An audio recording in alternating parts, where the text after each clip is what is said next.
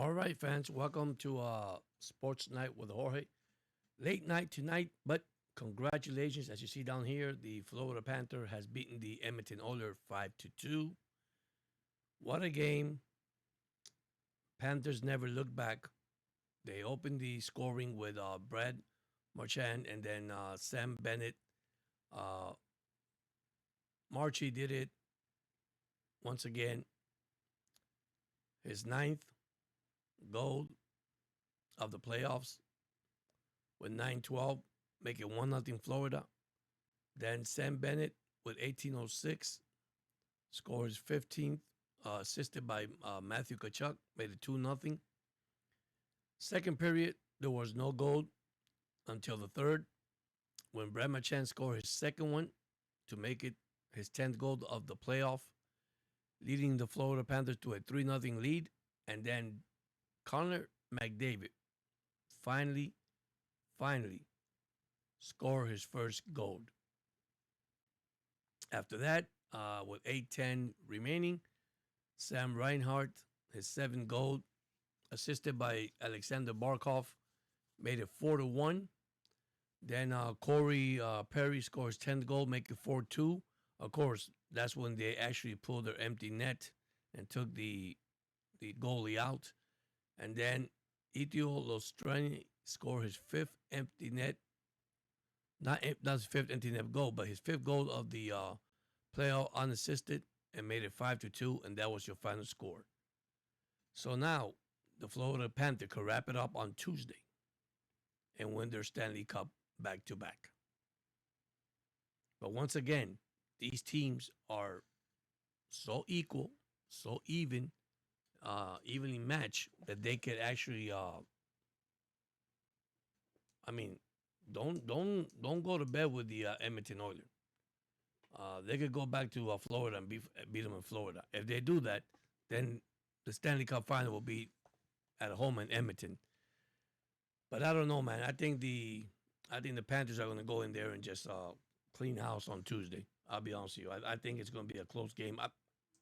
I'm gonna predict it might go overtime. I'm gonna predict it might go to overtime in that game. Oh, who knows? But I'm gonna tell you right now, man. These two teams are real good. But that's it. One more, you win. Edmonton win. We're heading to another game at Edmonton. So great game. If you watch it tonight, listen. I don't know if the traveling, which I could be wrong, tired more the Edmonton Oilers than the Florida Panthers.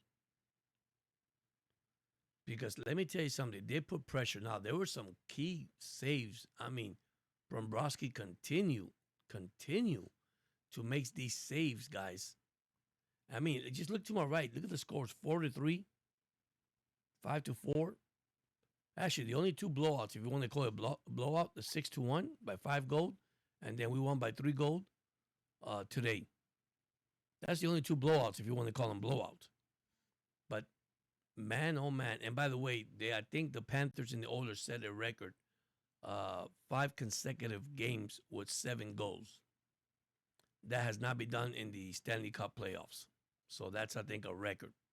And if you know, go check it out. I think it is a record. Then they got one more game to play. So if they score 7 goals in that game too, imagine that'd be another record. So, but yeah, I mean, congratulations to the Florida Panther once again, man. What a fight! What a battle! I mean, I think this is one of the best Stanley Cup I ever seen. On both sides, man. Both teams are competitive. I mean, they don't give up. One thing I noticed about the Oilers, that I'm worried about the Panthers, and they did that when they took their goalie out. It's like they changed their strategy. They just said, hey, you know what, just rip it off and rip and that's what they did. They just rip and hit the goalie. If it goes in, it goes in. If it goes in by a player, but unfortunately, we got the empty net, and that actually sealed it. Even though we were up 3-0, and then 4-1, then 4-2, but time ran out, so we have people exiting Edmonton pretty quick. So congratulations to the to the Florida Panthers.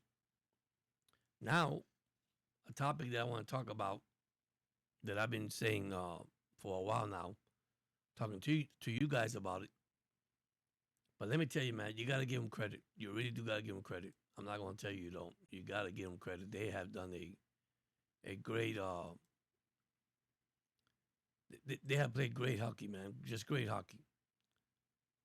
So, Tua. Let's talk a little bit about Tua here. There's a report that came out there, just a report, saying that the Dolphins are interested in Brown's quarterback. Now, even though we drafted the guy from Texas, I think the Dolphins had an eye on Dillon, but Dillon was drafted before the Dolphins could get their quarterback. Now that draws attention to my mind. Is Tua really healthy? I don't know, guys. Are they trusting in Tua? Do they believe in Tua? Just think about that for a second. That's something for me that all day today, which I couldn't go live. We actually have bad weather. That's why it's late tonight. It's 11:09. I'm recording this at 11 o'clock at night.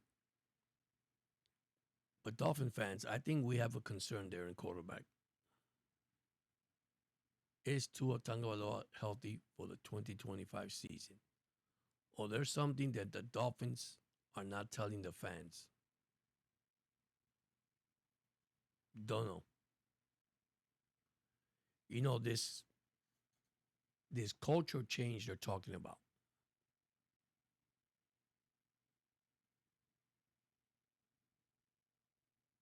Draws a big question mark.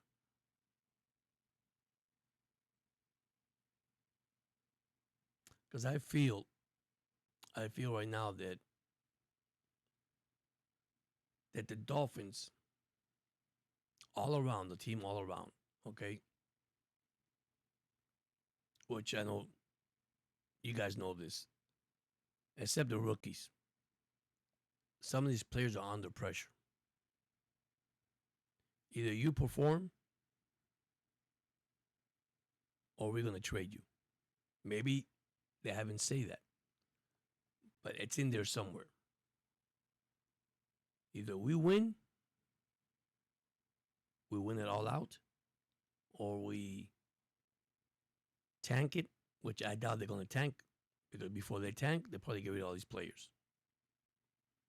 One thing I for sure, no job is secure in Miami for no players. Ramsey has not been traded. John Smith would like to stay in Miami, like to get his contract and stay in Miami, which I think if the Dolphins do that, that's a smart thing. I don't think he wants to go nowhere. With John Smith, they're going back and forth. Pittsburgh, go out there and find who fits your need, and I just don't know that. I feel that and even though McDaniel is not a tight end guy, he's not a tight end guy, but John Smith had a heck of a year last year, so that makes me think a little bit. Makes me have a little bit doubt of the Miami Dolphins. I think the Dolphins front office is not telling or giving enough information about Tua, about the quarterback position. Man, is Zach Wilson's going to make it? He hasn't looked good so far.